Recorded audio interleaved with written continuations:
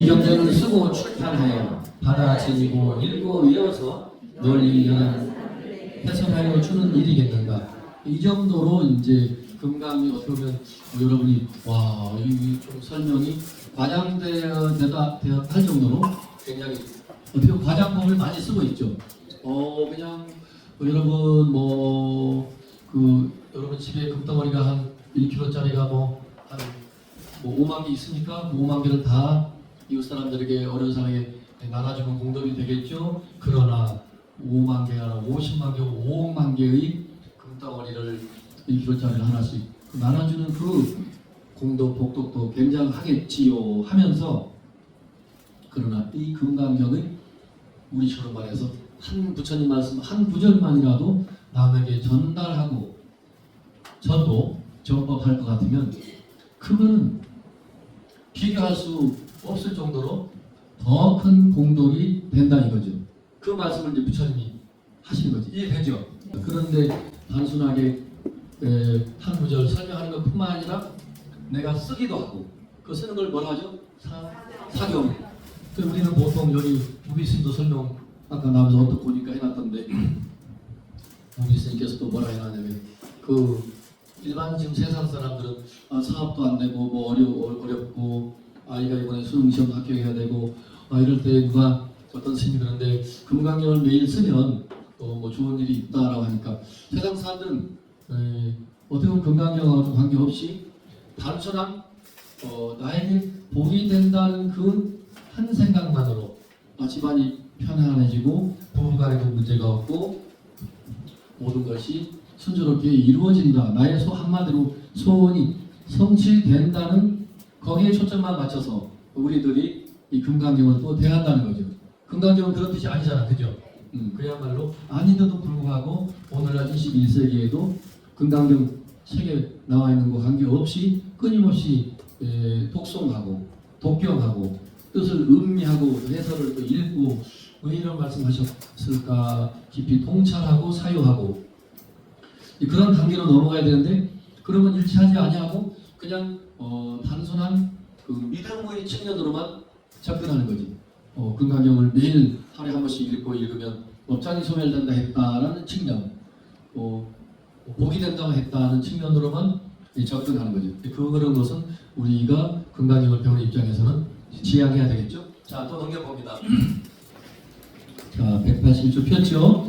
수보리 시작. 수보리야, 어떤 곳이든 만약 이 경전만 있으면 일체 세간의 천신들과 사람들과 아수라가 반드시 공양하여야 한다.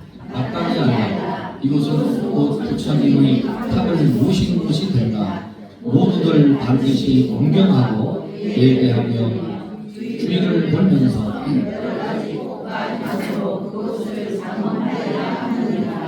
그러니까 한마디로 길게 얘기할 것 없이 이 경전이 있는 곳은 여러분 집이든 어디 사무실에 이 경전이 있든 이 경전 금강경이 있는 곳이라면 부처님이 계시는 것과 동격인 거죠.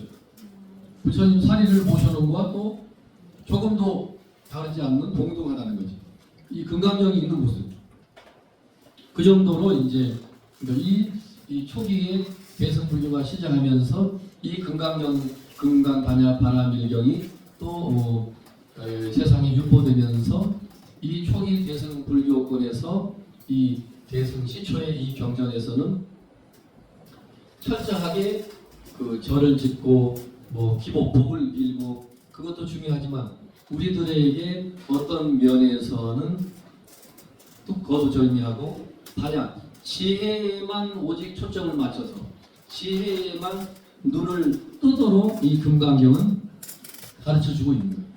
오로지 지혜, 첫째도 지혜, 둘째도 지혜, 셋째도 지혜, 거기에 주안을 두고 핵심이 지혜, 너의 마음 광명, 지혜 광명이 열리는 게 제일 중요하지. 그거 열린 사람이 사실 알고 부처인 거죠.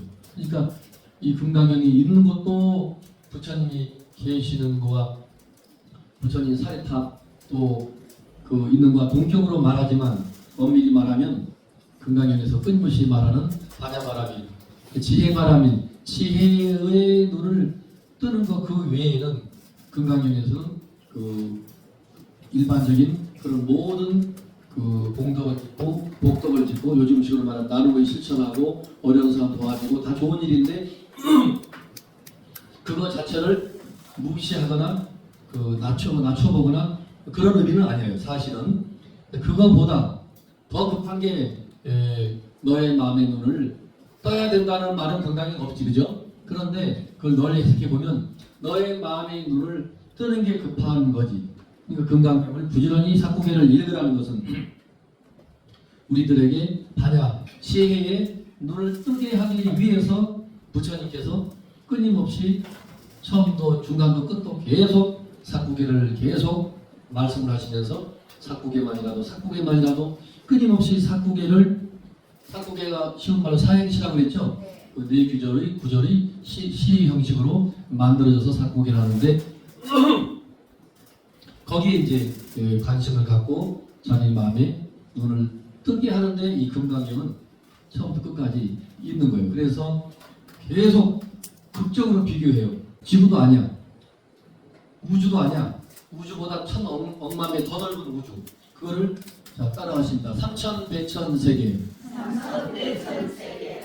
삼천대천세계에 금은 보화를 가득 채워놓고 그 보배를 삼천대천세계에 존재하는 모든 생명들에게 나누어주는 공덕보다도 금강경 사구계만이라도 읽고 쓰고 남을 위해서 법을 전해주는 것, 그 공덕이 억만배 더 크다네. 지금 그 말씀을 하고 계신 거예요. 그러니까 아주 과장됐지만 그만큼 과장할 수밖에 없는 게 부처님이 6년 보리수 아래에서 수행을 하시고 깨달은 게 이거기 때문에 그래요. 부처님이 금강경을 뭐 외우고 깨달은 게 아니에요. 법화경을 외우고 깨달은 게 아니야. 천수경을 부처님이 공부해가지고 깨달은 게 아니에요. 부처님은 일체 책을 보지 아니하시고 왜 29세 출가 이전에는 그 당시에 존재하는 모든 철학이든 모든 종교 서적이든 또 이미 우리가 여러분이 배우신 대로 그 당시 최고라는 알라라칼라마, 우타카라마부타 이런 뛰어난 사람들로부터 최고의 수행을 다 하신 분이에요. 그래도 해결이 안 되기 때문에 그 스승들과 요즘 말로 안녕 헤어지시고 그 사람들을 붙잡고 아이고 이만하면 되는데 뭐 그렇게 추구하는 게 많아. 뭐 그렇게 깨달음을 추구하는 게 너무 상상봉의 깨달음을 추구하노. 야 고타마시 따르타야.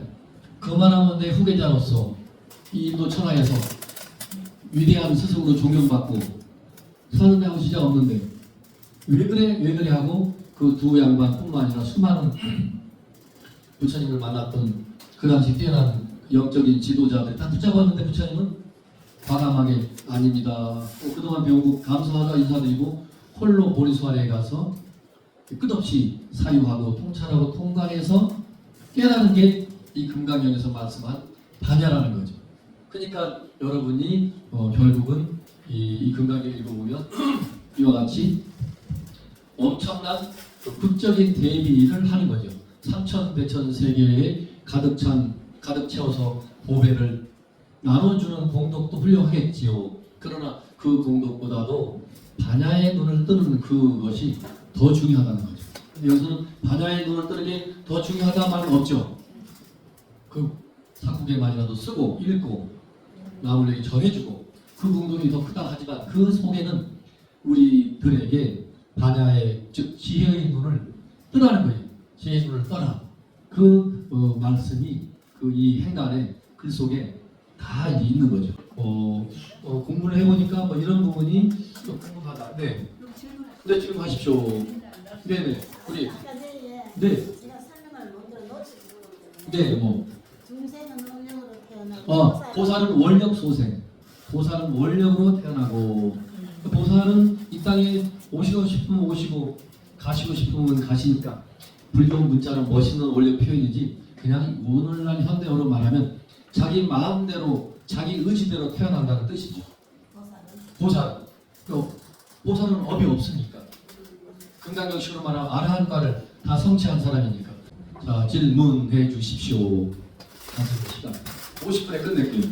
오늘도 50분에 끝내도 뭐 아까 10분 까먹었으니까. 제가 손해다. 제가 손해야. 나는 더 해주고 싶은데. 자, 오늘은 여기까지 가고 이제 질문 한번 해보세요. 보실까요? 자, 질문. 네. 네. 네. 네. 네.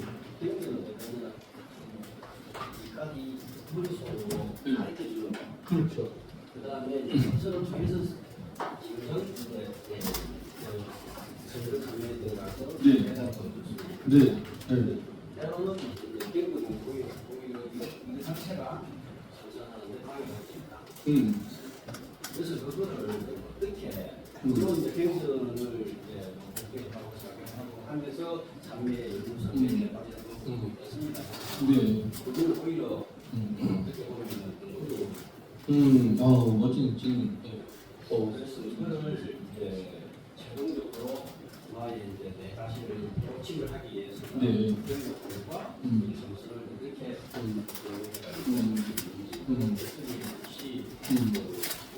아주 적절한 질문 잘하셨어요. 자, 그러면 바로 여러분 이해가 되게 해드릴게요.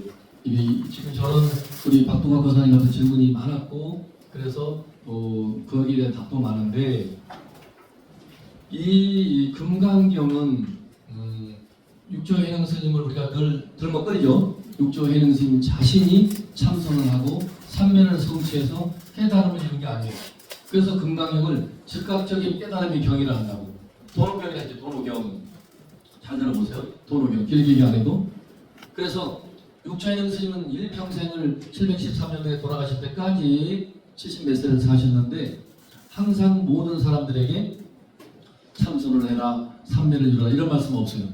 이 육조해능 스님은 오로지 그 자성자호야, 자기의 성품을 스스로 깨달아서 깨달으면 그걸로 끝이에요. 그리고 금강경을 끊임없이 그 읽기를 권장해요. 참선을 해야 된다. 금강경은 배웠지 이제 덮고 이제 참선해 이런 말씀을 안 하시고 금강경 그 자체가 좀 달리 말하면 그대로 참선이고요. 금강경은 매일 읽어라. 금강경을 매일 읽고 매일 읽다 보면 참선과 똑같아요. 그래서 경안이 열린다면 그걸 우리 공부하는 스님들 세계에서는 경을 보는 눈이 열리는데 경안이 열린다면 그것도 또 다른 깨달음이에요.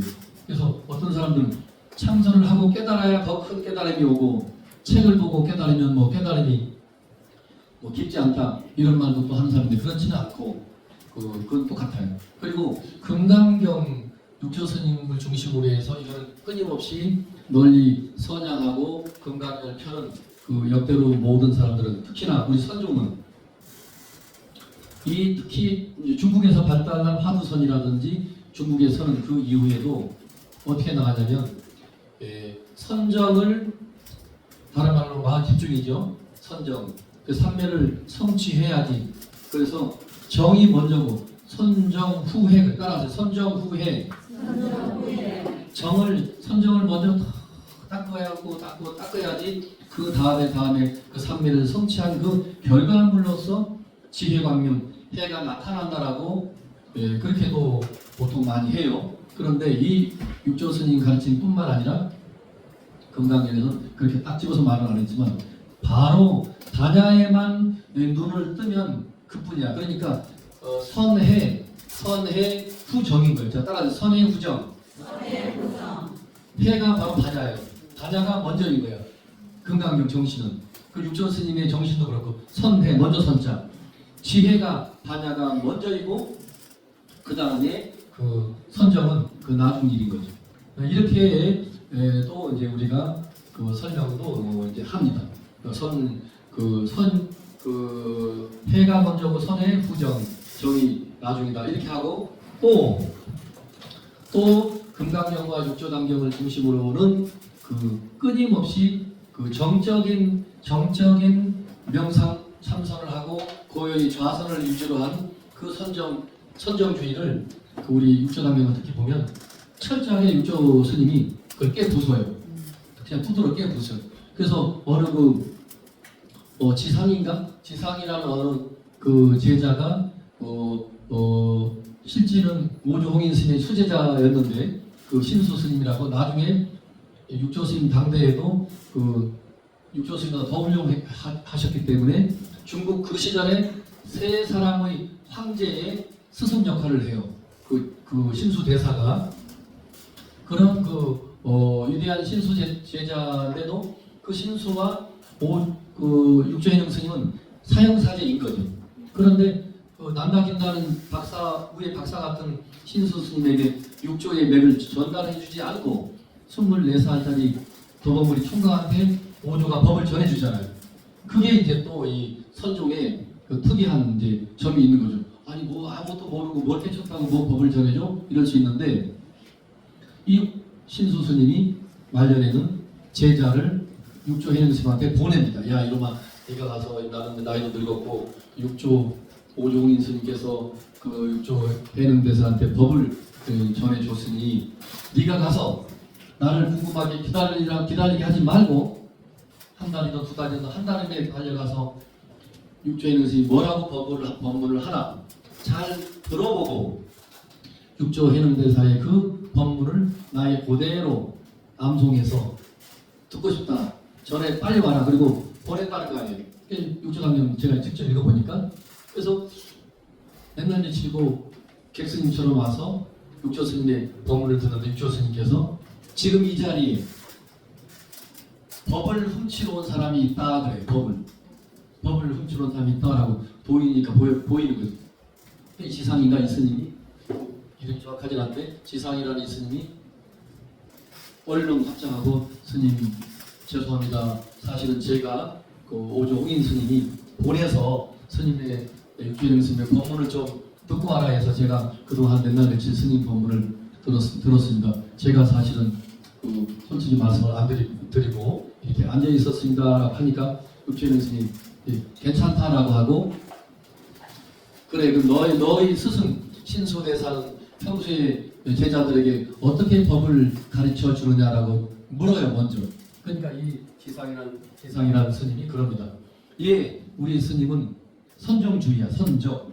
늘 마음을 챙기고 당신 우리 육조당경에 나왔을 때 오조홍인 스님이 법을 전해 준다라고 하면서 각자 깨달았으면 깨달음이 노래를 한 수씩 지어라 했죠. 저번에 들었죠.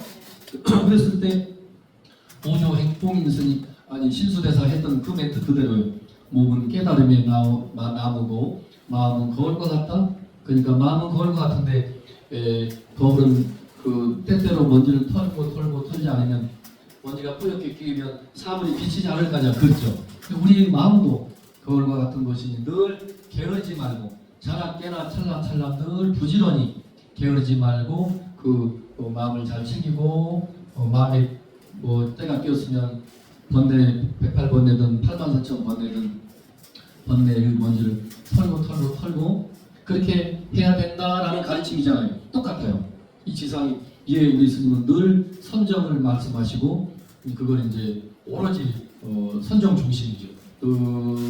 자나깨나 좌선을 하루 종일 앉아 있는 거예요. 좌선을 하고 아무 생각도 하지 말고 이렇게 앉아 있어라 하는데 그래 절대 육조해영 스님이 신수 대사를 비판하거나 그걸 까지 않아요. 오히려 아주 깍듯이에요. 너희 스승의 가르침 참으로 훌륭하다. 그렇게 말해요. 여러분도 그렇게 배워서 앞으로 써먹으세요. 마음을 까지 말고 야 진짜 훌륭하다. 그런데 다만 나의 가르침은 너희 스승과 다르다라고 그래요. 멋있는 말이잖아요. 내가 훌륭해 이렇게 안 하고 너희 스승의 가르침 참으로 선정을 중요시 여기고 좌선을 하고 뭐 술도 안 먹고 음식도 가리고 아주 철저하게 정말 찬바람이 그냥 싱싱 느껴질 정도로 시퍼렇게 엄격한 수행을 강조하는데 나의 수행은 너희 스승과 같지 않다. 나는 행주자 어묵동정 앉으나 가나 오나 말하나 뭐 침묵하나 언제 어디서나 관계하지 아니하고 오로지 자성자어 자기 본성을 자기 본성품을 늘 들여다보는 궁금하면 될 뿐이다라고 하면서 그 육조단경 내용을 전체로 보면 마하반야 바라미를 늘 염송하라고 해요. 마하반야 바라미. 자 따라하세요. 마하반야 바라미. 마하반야 바라미.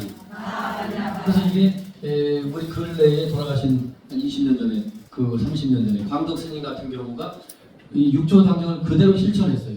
그분은 관세음보살을 거의 안 하고 모든 연불에서 마하반야 바라밀을 우리 정근속으로 마하반야 바라밀 자 시작 마하반야 바라밀 마하반야 바라밀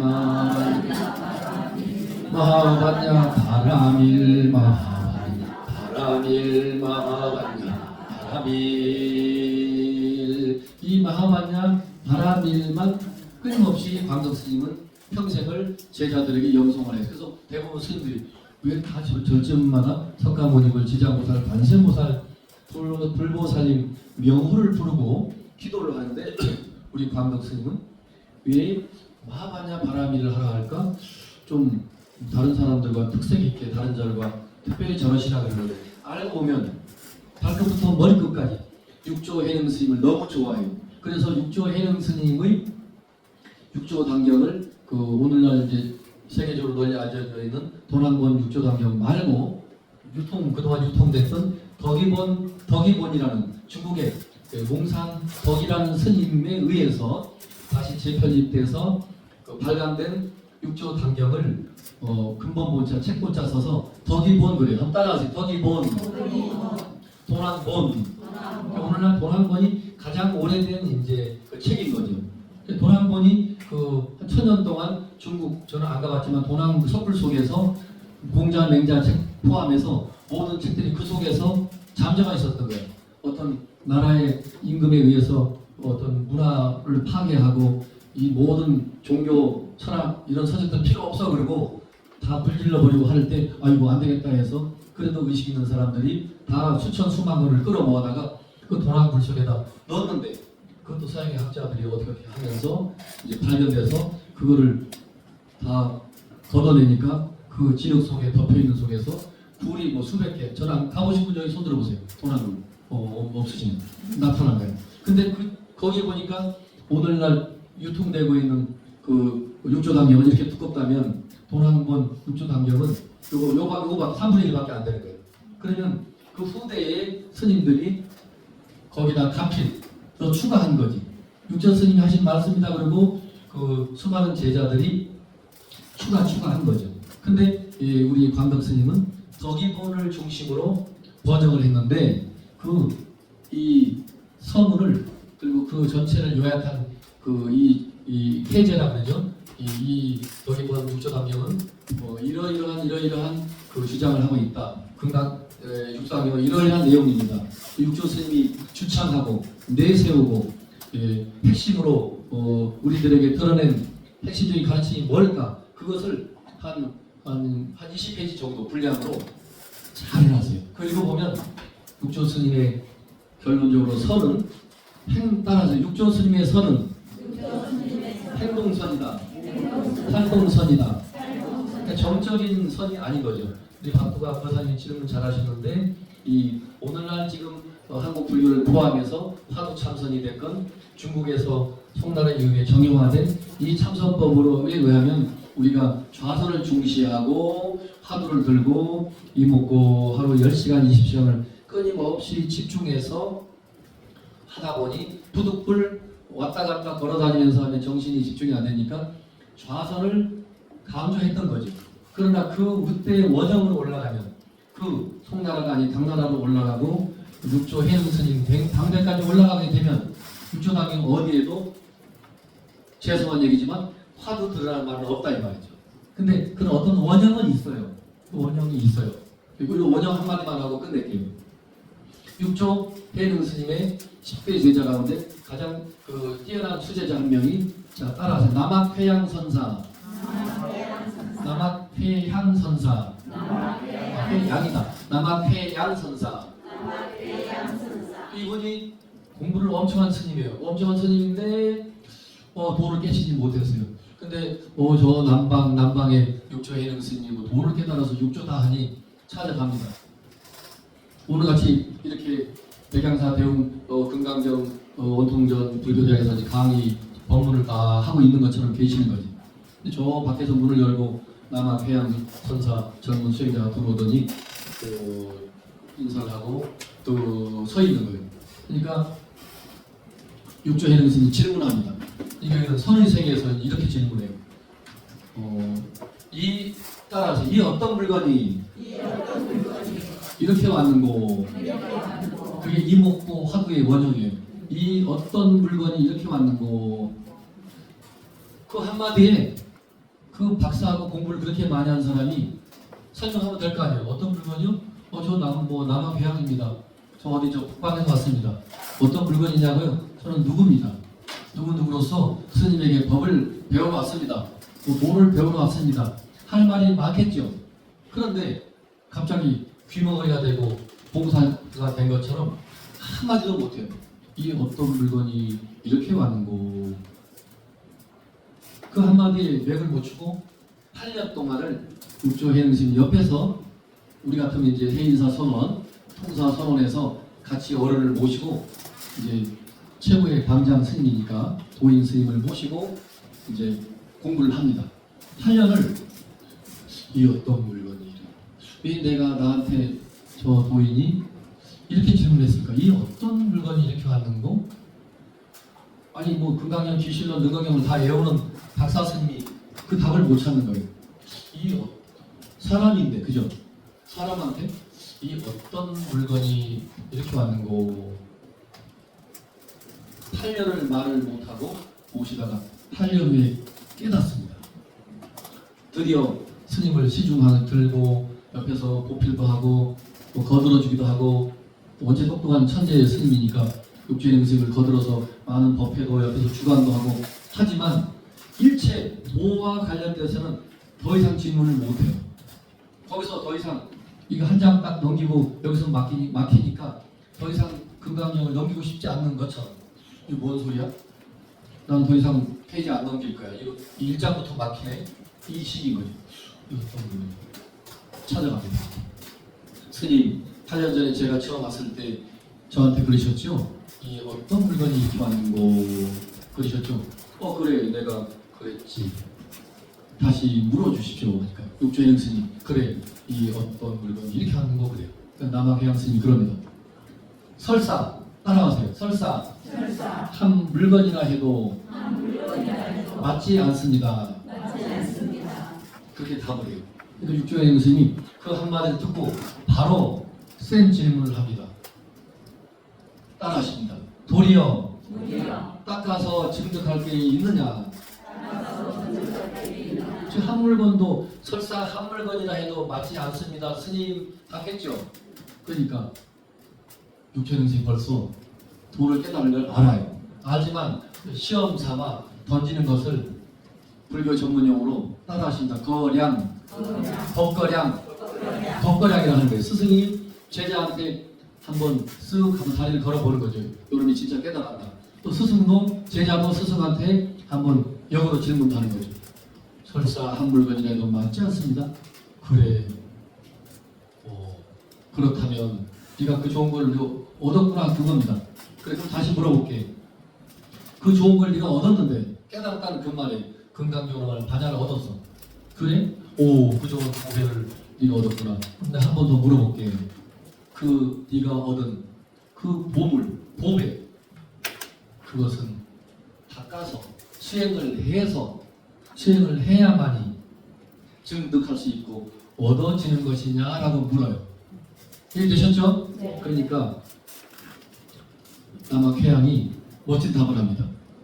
스님, 수행이 없는 것은 아니지만 수행이 있다는 얘기죠. 수행은 있는 거예요. 수행이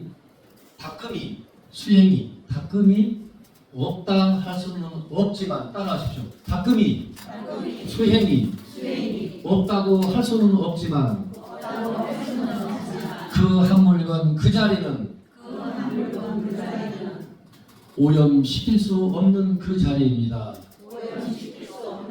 그 자기가 지금 깨달은 금강에서 말하는 이 반야, 지혜, 깨달은 이것은 하늘도 땅도 어느 누구도 대신해 줄 수 없고 대신 와서 건물 뿌려가지고 오염시킬 수도 없는 자리고요. 따끔이 없는 건 아니지만 따끔이 있어요.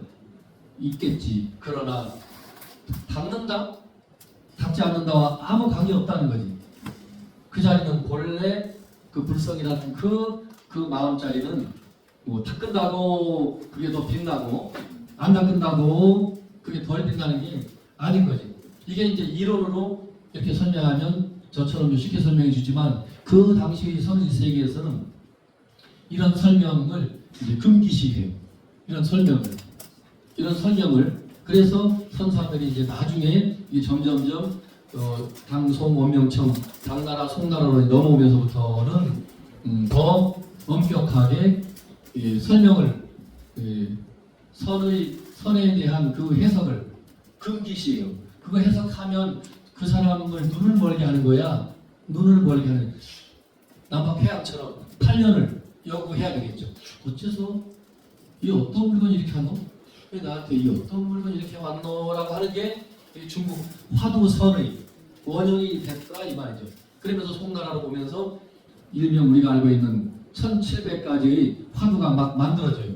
수많은 도인들이 와서 도를 물으면 이런 식으로 이 어떤 물건이 이렇게 안 하고